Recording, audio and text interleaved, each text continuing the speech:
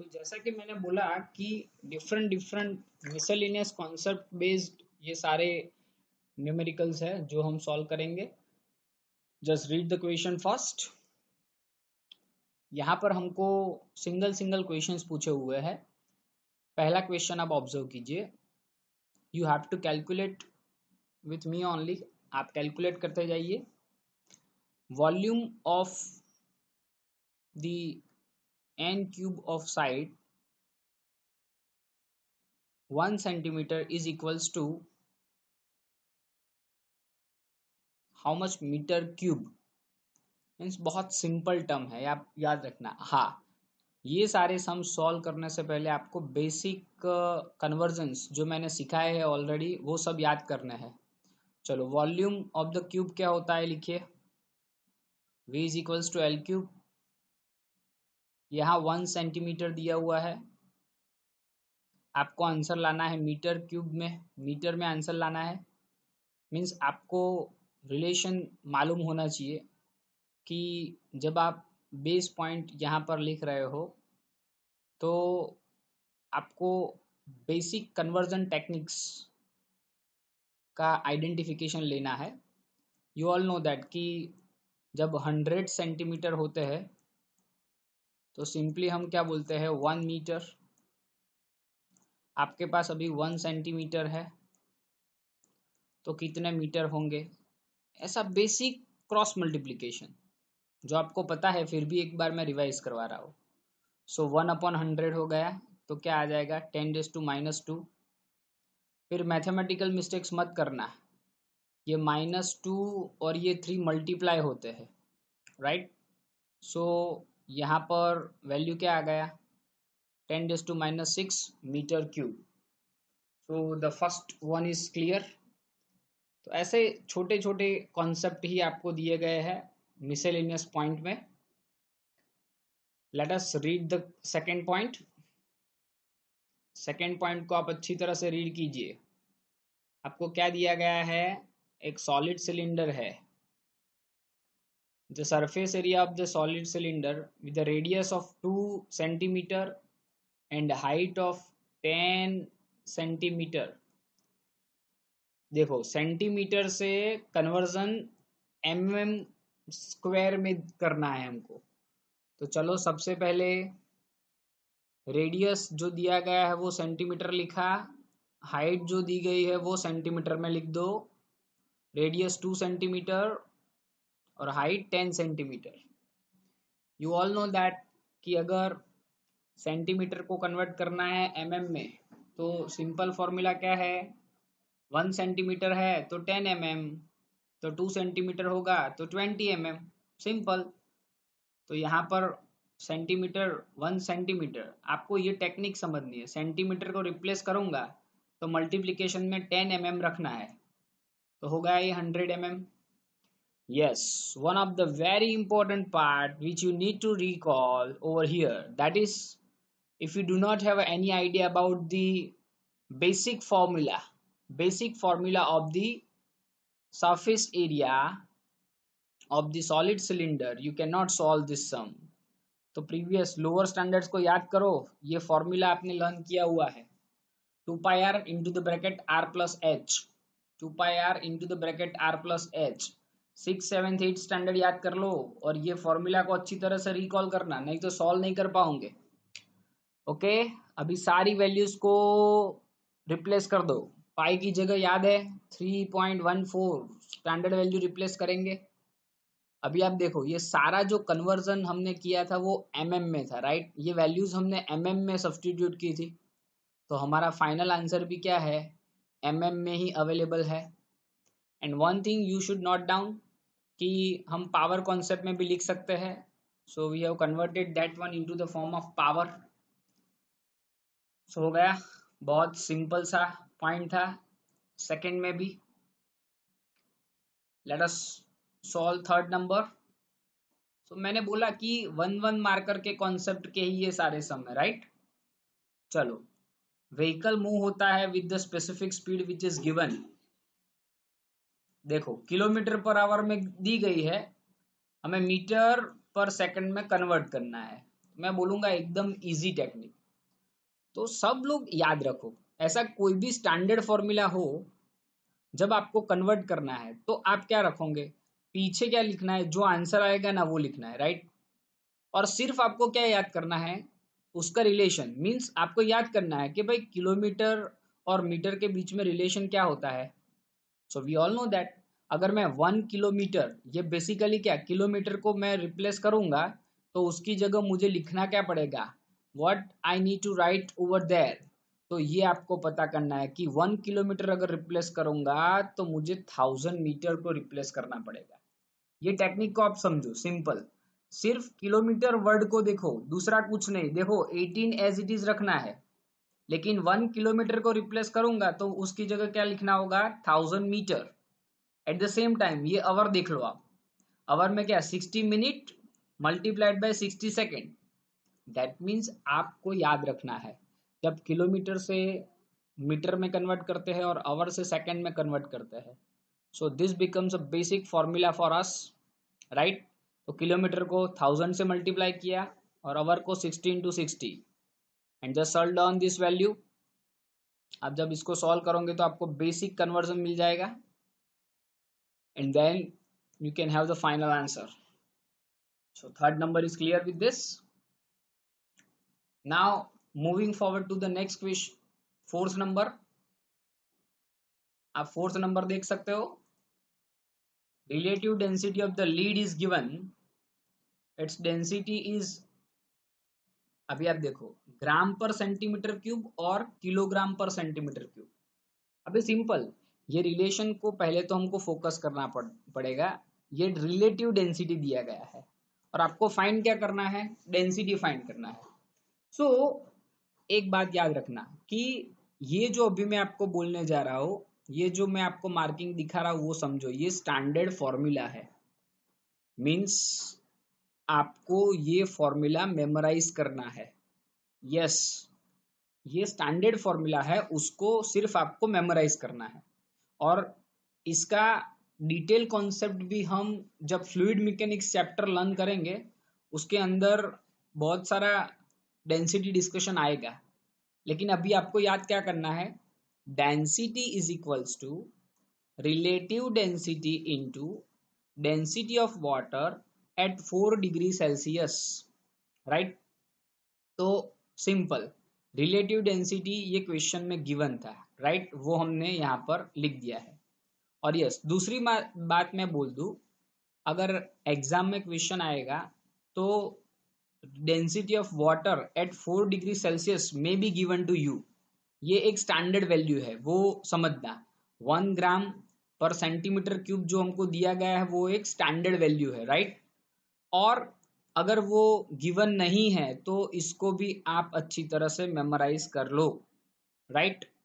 ये क्लियरली याद रखना, density of water at 4 degree Celsius की स्टैंडर्ड वैल्यू क्या है, 1 ग्राम पर सेंटीमीटर क्यूब। अभी सिंपली ये दोनों को मल्टीप्लाई किया, क्या मिला, ग्राम पर सेंटीमीटर क्यूब। अभी बहुत सिंपल सा कन्वर्जन मैं आपको यहाँ पर बोलता हूँ कि ये ग्राम पर सेंटीमीटर क्यूब में से हमको यहाँ पर जो कन्वर्जन चाहिए, सो सिंपल ये कन्वर्जन आप यहाँ पर देख सकते हो कि जो मैंने यहाँ पर इंडिकेट किया है कि किलोग्राम पर मीटर क्यूब में हमें कन्वर्ट करना है, राइट। किसको, ग्राम पर सेंटीमीटर क्यूब में। वैसे तो ये बेसिक कॉन्सेप्ट है, फिर भी एक बार अच्छी तरह से आप समझ लो, ताकि आप जब 11th या 12th स्टैंडर्ड में कोई भी कन्वर्जन कर रहे हो तो उसकी मैकेनिज्म क्या है वो आपको अच्छी तरह से क्लियर रहे। So you can see this, we all know that के 1000 ग्राम अगर हम लेंगे तो वो कितना होगा, 1 kg होगा। सो अगर मैं 1 ग्राम लेता हूँ तो कितना होगा, ये 1/1000 हो जाएगा। सो बेसिकली मुझे क्या मिला, 10⁻³ kg, राइट। तो सिंपली ये ग्राम की जगह देखो, ये 11.3 एज इट इज रहेगा। टेक्निक समझना, ये सिर्फ मैं क्या रीड कर सकता हूँ, ये ग्राम 1 ग्राम रीड कर सकता हूँ, तो उसकी जगह यहाँ पर पूरा लिख दिया हमने 10⁻³ kg। और दूसरी एक इंटरेस्टिंग चीज बोलूँ, ये 1 ग्राम और ये 10⁻³ kg आप सोच लीजिए। और हमने कंसेप्ट लर्न किया था न्यूमेरिकल वैल्यू और यूनिट का रिलेशन। अगर मैं 1 को मैं N1 बोलूं और ये 1 को मैं N1 बोलूं और ये ग्राम है उसको मैं यूनिट बोलूं, दैट मीन्स U1 बोलूं, उसके सामने ये 10⁻³ है उसको मैं N2 बोलूं और ये किलोग्राम को मैं U2 बोलूं, तो रिलेशन क्या है वो आप अच्छी तरह से समझिए। जब N1 लिखा दैट मीन्स यहाँ पर न्यूमेरिकल वैल्यू आप देख सकते हो और उसके साथ आप यूनिट का रिलेशन देखो, राइट। और यहाँ पर भी आप न्यूमेरिकल वैल्यू ऑब्जर्व कीजिए और यूनिट देखिए। वैल्यू कम है तो यूनिट बड़ा है, दैट मीन्स N2 की वैल्यू छोटी है लेकिन यूनिट कैसा है, बड़ा है। यहाँ पर N1 की वैल्यू बड़ी है लेकिन यूनिट ग्राम कैसा है, छोटा है। सो याद है ना वो inverse relation, N is proportional to 1/U। So वो भी ये कॉन्सेप्ट को ही फॉलो करता है। चलो हो गया। जैसे मैंने किलोग्राम का कन्वर्जन समझाया, अभी आप समझ सकते हो कि अगर मैं 1 सेंटीमीटर लिखता हूँ तो उसकी जगह मुझे क्या लिखना पड़ेगा, 10⁻² मीटर। और ये क्यूब है तो ये क्यूब यहाँ पर लिखना पड़ेगा। -2 × 3 कितना हो जाएगा, -6 हो जाएगा। और ये -6 न्यूमरेटर में जाएगा तो क्या हो जाएगा, +6 हो जाएगा। फाइनली इसको जब सिंप्लीफाई करेंगे तो क्या आएगा, +3 आएगा पावर। अभी आप देख सकते हो ये +3 पावर कैसे आया। दैट मीन्स है बेसिक कन्वर्जन, लेकिन प्रीवियस स्टैंडर्ड्स के ही कॉन्सेप्ट है, लेकिन अच्छी तरह से रिकॉल कर लो आप और फिर पॉइंट कन्वर्जन करके ऐसा भी आप लिख सकते हो। There is no problem with us. Okay done, हो गया ये फर्स्ट सॉल्व। अभी सेम जैसे हमने फर्स्ट सॉल्व किया है उस टाइप का ही एक सिंपल प्रॉब्लम है। आप देख सकते हो first conversion, kilogram metre square second inverse, right, S⁻²। अभी सिंपल आपको ब्लैंक देकर इतना लिखा हुआ है तो एक ही स्टेप का सम है, याद रखो। अभी टेक्निक समझो, सेकंड को तो कोई कन्वर्जन होता नहीं है, एज इट इज रखा हमने। आपको पता है कि किलोग्राम की जगह अगर ग्राम लिखना है तो क्या लिखना है, 1000 लिखना है। तो 1, ये 1 है ना, एज इट इज रखना है। और ये किलोग्राम को आप कैसे रीड करोगे, 1000 ग्राम, ब्रैकेट बना दिया। अभी ये मीटर है ना, तो मीटर क्या होता है, 100 सेंटीमीटर और उसका स्क्वायर है तो ये स्क्वायर लिखना है। अभी आप देख लो ये 3 पावर है और ये 2+2, ये 2+2, तो बेसिकली क्या हो गया, अल्टीमेटली अल्टीमेटली ये 2 × 2 not plus, that is 2 × 2, right. सो 4 + 3, तो बेसिकली हमको यहाँ पर आंसर मिल गया 7। और यूनिट कैसे लिखना है वो आप गड़बड़ मत करना, देख लो सिंपल सा पॉइंट देख लो। अभी यहाँ पर आपको फोकस करना है, ग्राम लिखा है, ग्राम लिखा, सेंटीमीटर स्क्वायर है, सेंटीमीटर स्क्वायर, S⁻², ये -2। दैट मीन्स सिंपल स्टेप, एक ही स्टेप में पूरा सम सॉल्व हो गया। अभी नेक्स्ट लाइट ईयर का कन्वर्जन है। ये स्टैंडर्ड वैल्यू को रखो, हमने ऑलरेडी न्यूमेरिकल सॉल्व किए हुए हैं इस टाइप के। 1 light year is equals to 9.46 × 10⁻15 metre. Means अगर मैं इतने metre is equals to 1 light year लूँ तो 1 मीटर इज इक्वल्स टू कितना होगा, cross multiplication, and will get the final answer. Third point में मीटर पर सेकेंड स्क्वायर को कन्वर्ट करना है किलोमीटर आवर इनवर्स। अभी देख लो, जैसी मैंने टेक्निक आपको सिखाई है वही टेक्निक को आप सिंपली यहाँ पर फॉलो करोगे। तो पहले लिखो 3 metre second inverse, okay.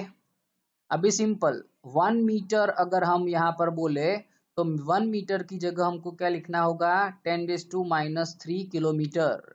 Because you all know that कि आप समझ सकते हो कि 1000 मीटर जब होता है तो अल्टीमेटली वो 1 किलोमीटर होता है।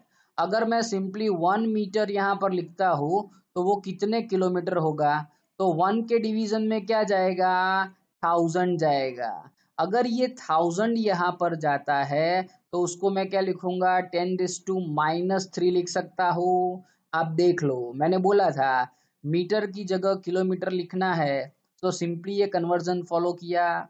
अभी सेम वे अगर सेकंड की जगह आपको आवर लिखना है तो वही इनवर्स रिलेशन आपको फॉलो करना पड़ेगा। सो यू कैन सी दिस 60 × 60, आपको पता है ना अल्टीमेटली 1 आवर रिलेशन कब मिलेगा? आवर में से मिनट में जाना पड़ेगा और मिनट में से क्या होगा, सेकंड में जाना पड़ेगा, राइट? तो सिंपल, ये 60 सेकंड्स और ये 60 मिनट्स, तो अभी आप रिवर्स गियर में जाओगे तो ये 60 × 60 होगा और वो डिवाइड कर देंगे हम, बस सिंपली। अब आप इसका कैलकुलेशन कर दो और कैलकुलेशन के बाद आपको ये फाइनल आंसर मिल जाएगा। So clear with this point? Now you can see the fourth question which is asked. आपको ग्रेविटेशनल कांस्टेंट का वैल्यू दिया गया है। ग्रेविटेशनल कांस्टेंट कहाँ से आएगा, याद कर लो, उसका बेसिक फॉर्मूला मैंने सिखाया हुआ है। ग्रेविटेशनल फोर्स का जो बेसिक कॉन्सेप्ट सिखाया था, F = G(m1m2)/r²।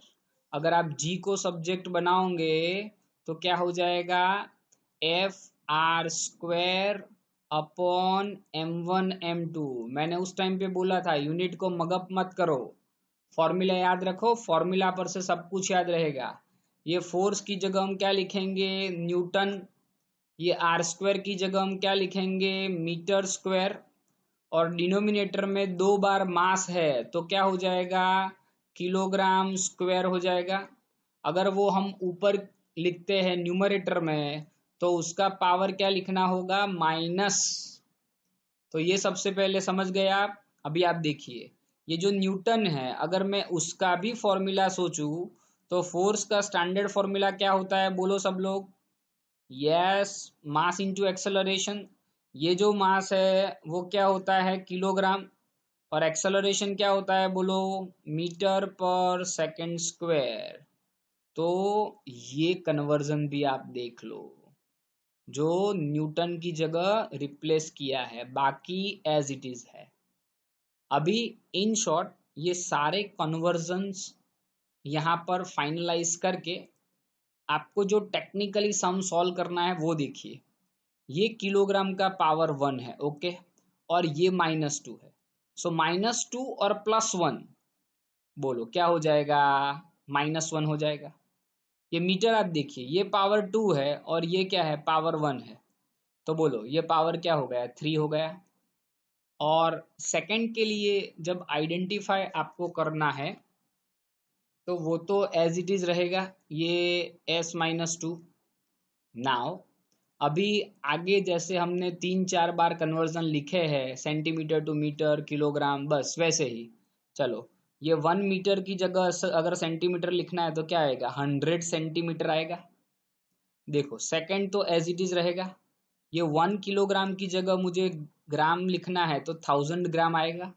यस, इसका पावर प्लस है, इसका पावर माइनस है, वो टेक्निकली आपको याद रखना है। अभी उस पॉइंट को हम सिंपली यहाँ पर सॉल्व कर देते हैं। सो आप सॉल्यूशन देख सकते हैं, यहाँ पर 10⁻11 था तो एज इट इज रहेगा। ये 2 और ये 3 2 6, ये 10⁻3 और उसका पावर -1।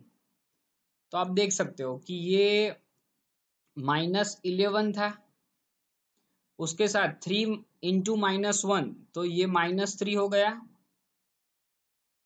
और ये +6। तो आप कैलकुलेशन कीजिए, -14 +6, तो आपका फाइनल आंसर रह जाएगा -8। और ये रहा आपका वो फाइनल आंसर। सो सॉल्व हो गया पूरा sum. Moving forward to next one. See, ये सम के लिए मैं आपको एक चीज पहले बोल देना चाहता हूँ कि यहाँ पर जो गिवन फॉर्मूला है वो आपको याद रखना है, बिकॉज ये इस चैप्टर में कई सारे सम्स ऐसे इंक्लूड किए गए हैं कि जिसके formula concept some of the part of 12th standard syllabus ऐसा है। मीन्स ये फॉर्मूला कॉन्सेप्ट वहां पर अप्लाई होते हैं, लेकिन with the fundamental nature we can involve it over here. एक स्टूडेंट है, उसने मेजर किया है thickness of human air with the help of microscope, और माइक्रोस्कोप का मैग्निफिकेशन क्या है 100। उसने 20 ऑब्जर्वेशंस किए, उस then finds the average width of the air, find the average width of the hair in the field of view of the microscope 3.5 mm। याद रखना, what is the estimate thickness of the air। तो सबसे पहले मैं आपको ये बोलना चाहूंगा कि ये इक्वेशन को आप अच्छी तरह से याद रखना।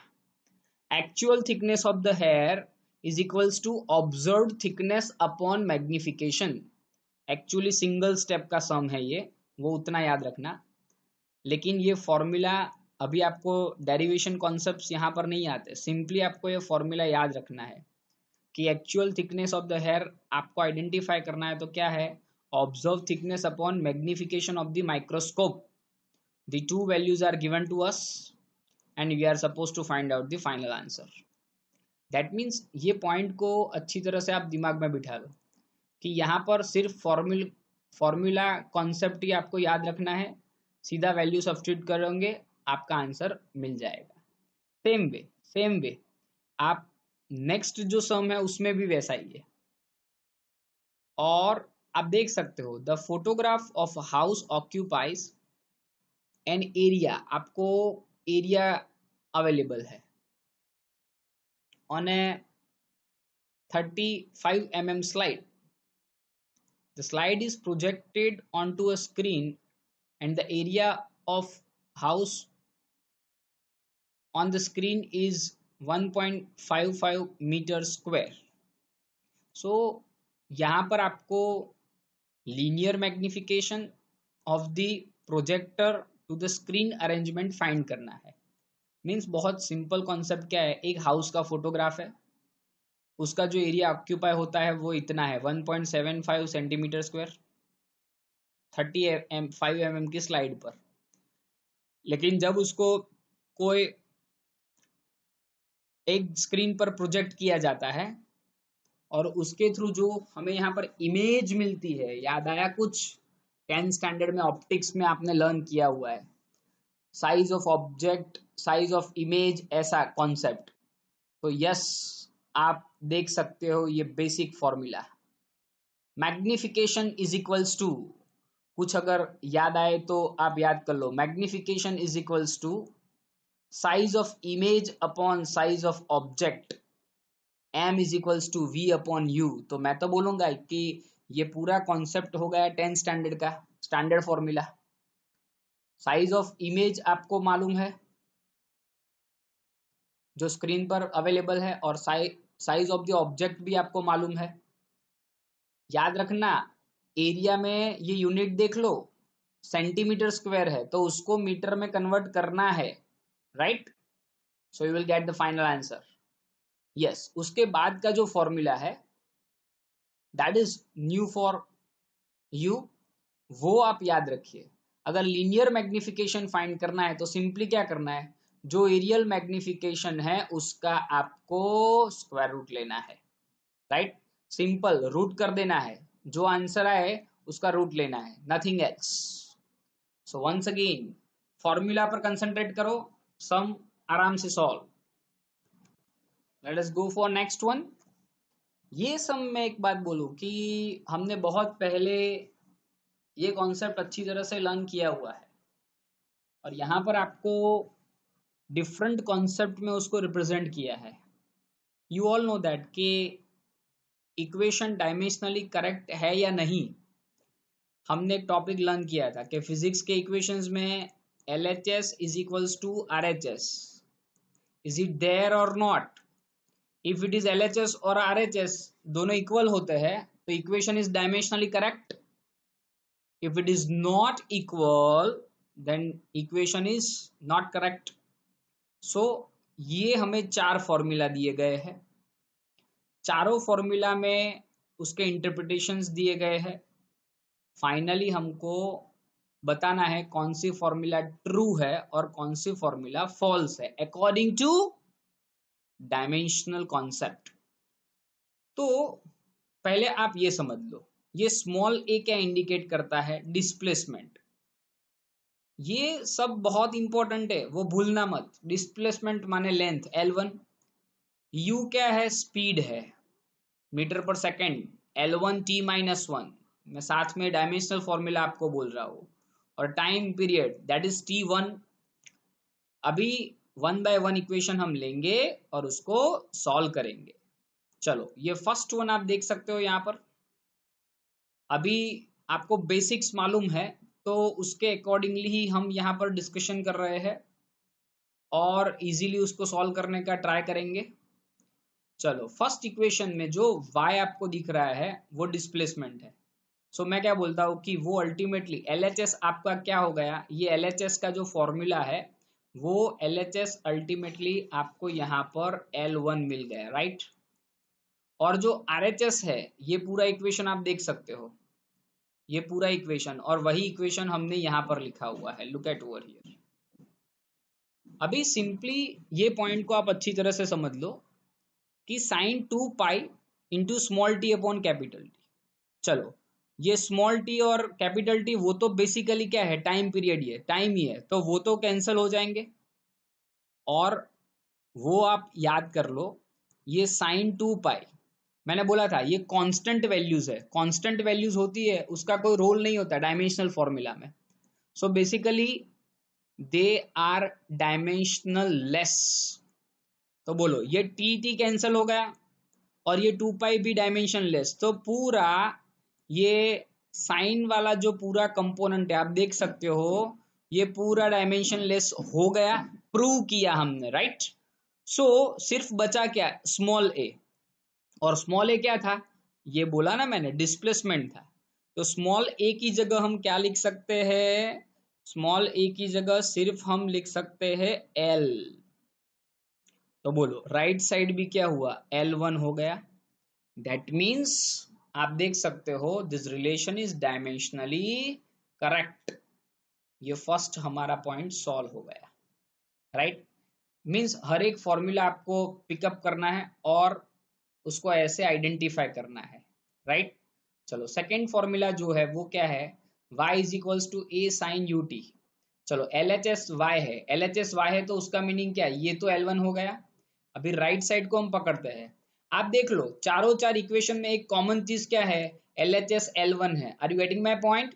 तो हर बार अभी हम LHS नहीं लिखेंगे, हम RHS को ही लिखेंगे। अगर RHS L1 आता है तो डायमेंशनली करेक्ट, अगर RHS L1 नहीं आएगा तो वो इक्वेशन रॉन्ग बन जाएगा।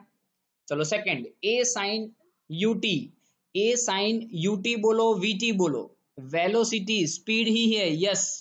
अभी टेक्निक समझ गए ना आप? चलो, a मीन्स लेंथ, क्या लिख देना है? L। साइन कुछ नहीं आएगा, याद है आपको, वो एज इट इज रहेगा।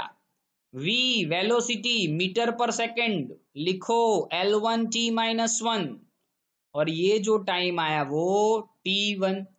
अभी आप देख सकते हो ये T-1 और T+1 हो गया, लेकिन L यहां पर अभी बाकी है। जब तक L प्रेजेंट है तब तक ये कंपोनेंट डायमेंशन लेस नहीं हो सकता। दैट मीन्स RHS में हमें L भी मिला और साइन L का भी वैल्यू है। सो बेसिकली ये रिलेशन रॉन्ग है, तो हमने लिख दिया यहां पर, हो गया परफेक्ट। अभी जो थर्ड इक्वेशन है आप देख सकते हो, a upon capital T sine small t upon capital A। चलो, उसको सॉल्व करेंगे अभी हम। तो पहले हमारा बेसिक इक्वेशन जो है वो अच्छी तरह से आप लिख दो, ये पूरा इक्वेशन। अभी तो शॉर्ट ट्रिक मालूम हो गई है, जहां t है सिर्फ वो टाइम इंक्लूड करेंगे। तो आप देख सकते हो ये t लिख दिया हमने, यहां पर a means what? Length. a means what? Length, तो लेंथ लिख दिया। लेकिन आप देख सकते हो, आप ऑब्जर्व कर सकते हो कि ये जो साइन के लिए साथ में जो आता है वो क्या आया? T1 upon L1। So what I से कि ये साइन का कंपोनेंट डायमेंशन लेस नहीं होता। तो जब तक ये ब्रैकेट डायमेंशन लेस नहीं होगा तब तक साइन पिक्चर में से जाएगा नहीं, और जब तक साइन नहीं जाएगा ऑब्वियसली रिलेशन प्रूव नहीं हो सकता। So it is very clear कि ये फॉर्मूला भी गलत है, dimensionally it is wrong. Clear. और जो फाइनल फॉर्मूला हमें दिया गया है, ये बड़ा वाला फॉर्मूला आप देख सकते हो, बड़ा वाला फॉर्मूला। एक एक स्टेप को अच्छी तरह से समझना। चलो पहले ए को पिकअप करो। यस, ए मीन्स क्या, लेंथ है, लेंथ लिख दिया। यू ऑल नो दैट कि ये टी का कुछ काम होता है, ये √2 का कुछ काम होता है, नहीं होता, हमने उसको ऑमिट किया। फिर ब्रैकेट लिखा, साइन लिखा। अभी आप देख लो, ये small T upon capital T, तो इट्स अ क्लियर वैल्यू, आप देख सकते हो। 2 पाई तो बाय डिफॉल्ट कैंसिल हो जाएगा ये दोनों में से, बीच में प्लस है तो प्लस लिखना है, कॉस है तो कॉस लिखना है, फिर ये टी अपॉन टी। अभी अच्छी तरह से दिमाग में बिठा लो, जब ये t/t आया तो वो डायमेंशन लेस हो गया, तो फिर हम बोल सकते हैं कि ये साइन डायमेंशन लेस हो गया। ये भी t/t आया तो कॉस क्या हो गया, डायमेंशन लेस हो गया। तो बाय डिफॉल्ट ये पूरा ब्रैकेट निकल गया, और फाइनली क्या बचा, l।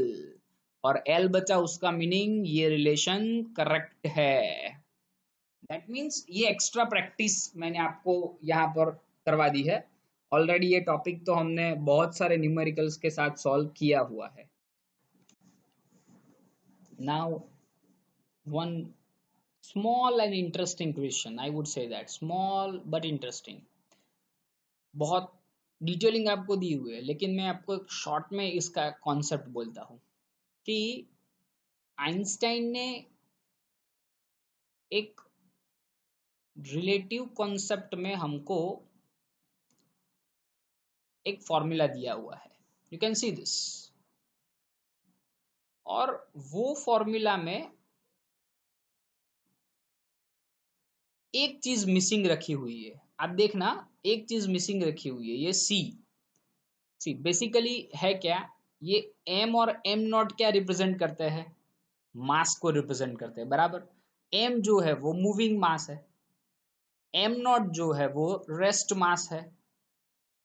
अभी सिंपल, यहां पर जो v का कॉन्सेप्ट है, ये v है वो स्पीड है, और जो c मिसिंग है एक्चुअली ओरिजिनल फॉर्मूला में वो है, लेकिन आपको वो फाइंड करना है कि ये c जो स्पीड ऑफ लाइट है वो कहां पर आएगा इस फॉर्मूला में, ताकि आपका इक्वेशन डायमेंशनली करेक्ट हो। दैट मीन्स पहली चीज आप ये समझ लो कि LHS is equals to RHS होना चाहिए, उसके अकॉर्डिंगली ये C को आपको सब्स्टिट्यूट करना है, ओरिजिनल इक्वेशन में रखना है।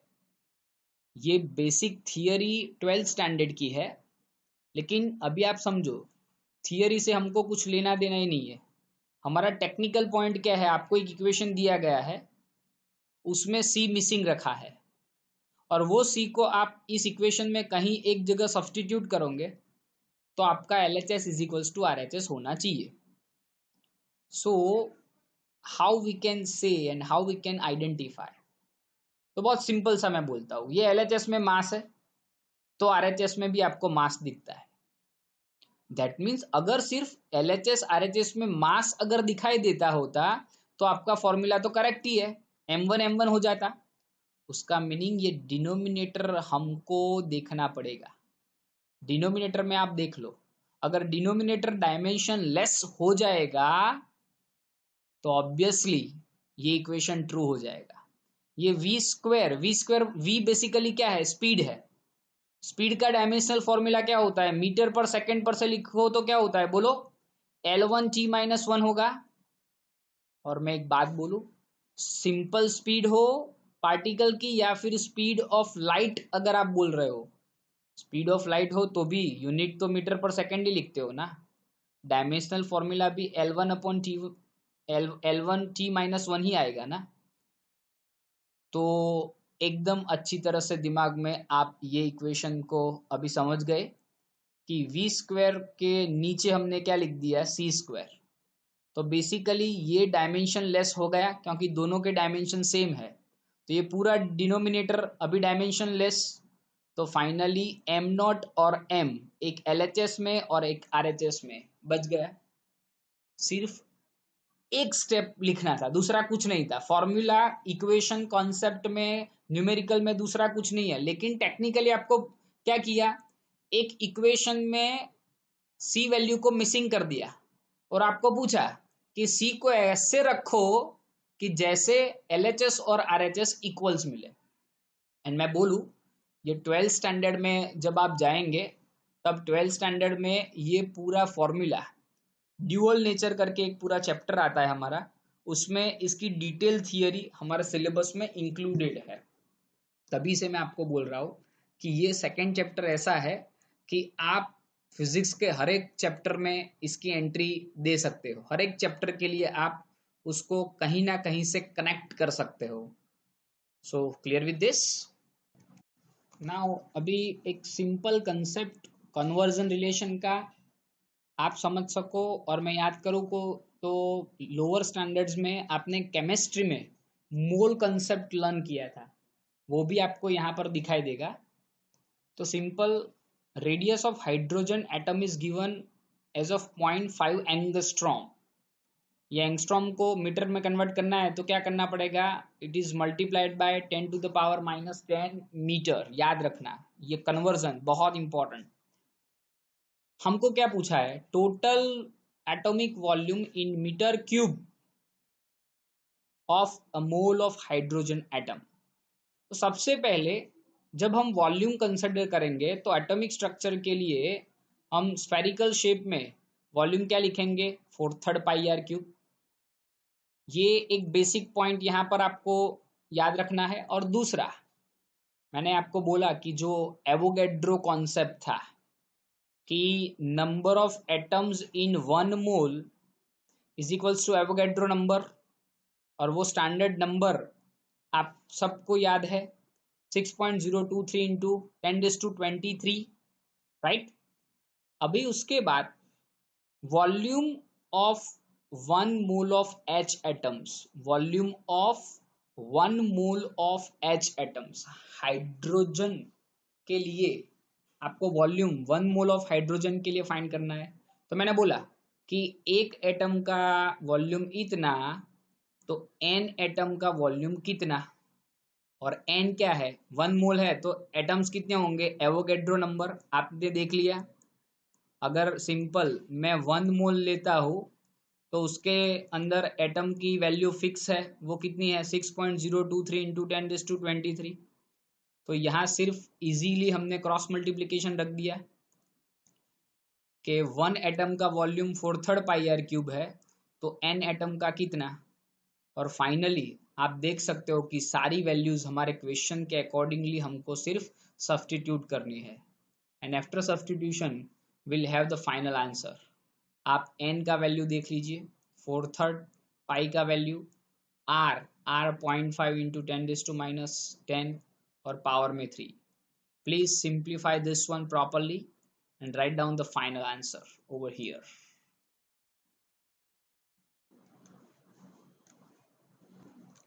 ना उसके बाद जो आपको यहाँ पर सम अवेलेबल है वो भी आप देख सकते हो कि 1 mole of an ideal gas at STP, STP means standard temperature pressure, occupies 22.4 litre. अभी आप समझ लो, ऊपर का जो क्वेश्चन है उससे थोड़ा बहुत मैच होता हुआ और थोड़ा डिटेलिंग पॉइंट में है। यहाँ पर 1 मोल ऑफ आइडियल गैस के लिए हमें स्टैंडर्ड टेम्परेचर प्रेशर पर जो वॉल्यूम ऑक्यूपाई होता है वो दिया हुआ है 22.4 litre. So what is the ratio of molar volume to the atomic volume of a mole of hydrogen. तो बहुत सिंपल सी चीज है। पहले आप हाइड्रोजन के लिए आप देख सकते हो रेडियस 1 एंगस्ट्रॉम दिया हुआ है। सो 1 एंगस्ट्रॉम के लिए हम पहले एटॉमिक वॉल्यूम फाइंड कर लेंगे। हम क्या करेंगे, हाइड्रोजन के लिए एटॉमिक वॉल्यूम फाइंड करेंगे। एटॉमिक वॉल्यूम फाइंड करने के बाद मोलर वॉल्यूम दिया गया है, तो वो दोनों का हम रेशियो लेंगे। तो चलो पहले एटॉमिक वॉल्यूम फाइंड करना है, तो जैसे हमारा ऊपर का सम था वैसे ही आएगा। पहले रेडियस लिखना है, लिख सकते हो आप 1 एंगस्ट्रॉम 10⁻⁻10 मीटर हो जाएगा। अभी हमने जो पूरा कॉन्सेप्ट एक्सप्लेन किया, एटॉमिक वॉल्यूम लेना है तो क्या करना पड़ेगा, Avogadro multiplied by volume of hydrogen molecule. ये सिंपल फॉर्मूला। ओके, एन की जगह एवोगैड्रो नंबर रिप्लेस हो जाएगा, 4/3 एज इट इज रहेगा, पाई की जगह 3.14 और आर जो ऑलरेडी हमने यहाँ पर 10⁻⁻10 लिखा और उसका पावर लिख देना है 3। चलो इसको अच्छी तरह से सिंप्लीफाई करो। After simplification you will get the final answer over here. Right with this. Now अभी इस कंसेप्ट में हम आपको बोल सकते हैं कि एटॉमिक वॉल्यूम आपको मिल गया है। क्या मिला है? Atomic volume. अभी मोलर वॉल्यूम यहाँ पर हमें 22.4 लीटर दिया हुआ है। अभी लीटर को हमें ऑब्वियसली कन्वर्ट करना होगा हमारे MKS सिस्टम, दैट मीन्स ये हम मीटर क्यूब में कन्वर्ट करेंगे। अगर भूल गए हो तो वो कन्वर्जन भी आप अच्छी तरह से देख लो। ये स्टैंडर्ड फॉर्मूला आपको याद होना चाहिए। 1 litre is equals to 1000 CC. CC means centimetre cube, तो अल्टीमेटली हम CM क्यूब भी लिख सकते हैं। 1 सेंटीमीटर की जगह हम क्या लिख सकते हैं, 10⁻⁻2 मीटर। भी आप देख लो, ये 10⁻3 है, ये -2 इंटू 3 क्या हो जाएगा, -6, और ये -6 और +3, तो final answer 10⁻−3 metre cube. Metre cube हमें मिल गया। बस अभी आपके पास एटॉमिक वॉल्यूम रेडी है, मोलर वॉल्यूम रेडी है। दोनों का आप रेशियो लो, ये टर्म को सॉल्व करो, you will get the final answer over here. Now the interesting answer which we are going to interpret over here, कि जो रेशियो हमें यहाँ पर मिला है वो रेशियो बेसिकली हमें जो अवेलेबल होता है that is large, because actual size of the gas molecule is negligibly small in comparison with the interatomic separation। Means अगर ऐसे सिस्टम में गैसियस मॉलिक्यूल है तो उनके बीच का जो इंटरएटॉमिक सेपरेशन है वो बहुत ज्यादा है as compare to the size of gaseous molecule. That's why this ratio is somewhat larger. Clear with this? Now one more example. यहाँ पर हमें एक डेंसिटी रिलेशन का डिस्कशन दिया गया है according to the concept of sun. Basically हम sun को ऐसे बोलते हैं कि it's a hot plasma, it's ionised matter with the inner core. उसका जो इनर कोर का टेम्परेचर है वो अराउंड एक्सीड करता है 10,000 केल्विन को। राइट नाउ अभी इंटरेस्टिंग पॉइंट हमें यहाँ पर ये अवेलेबल है कि जो बेस स्ट्रक्चर मीन्स ये सब टेम्परेचर रिलेशन पर से some quantities are given to us. Mass of the sun हमें दिया हुआ है, रेडियस ऑफ द सन हमें दिया हुआ है, तो उसका हमें डेंसिटी निकालना है। तो पहली कैलकुलेशन समझो, डेंसिटी क्या है, मास अपॉन वॉल्यूम। अभी मास रेडियस दोनों गिवन है, सन के लिए हमें वॉल्यूम लिखना है तो हम क्या लिखेंगे, 4/3 πr³। तो रेडियस को रिप्लेस कर देंगे, तो बेसिकली हम बोल सकते हैं कि वॉल्यूम हमारा यहाँ पर अवेलेबल हो गया है सन का। मास और वॉल्यूम दोनों अवेलेबल है तो हम रिप्लेस करेंगे। चलो मास वैल्यू रखो रेडियस, रेडियस को रिप्लेस करो वॉल्यूम में, और फाइनली डेंसिटी रिलेशन को आप आइडेंटिफाई कीजिए। और डेंसिटी के आंसर पर से हम इंटरप्रिट करेंगे एक और थिंग। यहाँ पर सपोज डेंसिटी हमें ये अवेलेबल हो गई, सो ये डेंसिटी की वैल्यू आप देख सकते हो, इट इज समवॉट लार्जर। सो हम बोलेंगे कि अगर मैं सॉलिड लिक्विड गैस की बात करूं तो ऑब्वियसली गैस की डेंसिटी क्या होती है, कम as compare to solid and liquid. So the density of the sun is in the range of density of the solid and liquids but not gases. So high density किसकी वजह से है वो बोल दो, हाई डेंसिटी है लेकिन किसकी वजह से। यहाँ पर जो अल्टीमेट सन के डिफरेंट लेयर्स है उसमें से जो इनवर्ड ग्रेविटेशनल अट्रैक्शन है on to the outer layers, माने जो अंदर के लेयर है वो बाहर के लेयर पर एक ग्रेविटेशनल अट्रैक्टिव फोर्स लगाते हैं। So that is ultimately due to inward layers, means अंदर के लेयर बाहर के लेयर पर क्या लगाते हैं, एक gravitational attractive force, and that's why it causes the increased level of density over here. See, some एकदम सिंपल कंपोनेंट में है, हमको यहाँ पर simple mass of the sun, radius of the sun दिया हुआ था, हमने मास और रेडियस कैलकुलेशन कॉन्सेप्ट को लेकर density of the sun find किया, जो डेंसिटी का आंसर मिला उसको हमने यहाँ पर इंटरप्रेट किया और हमने बोला कि ये डेंसिटी हाई है, that means it falls under the concept like solid and liquid, not the gases। और उसका रीजन क्या बताया, सन के जो इनवर्ड लेयर है वो ये जो आउटर लेयर होते हैं उसके ऊपर एक अट्रैक्टिव फोर्स इंडिकेट करता है, that's why it causes the increase in the density level of the sun। So once again this point is very clear with you all।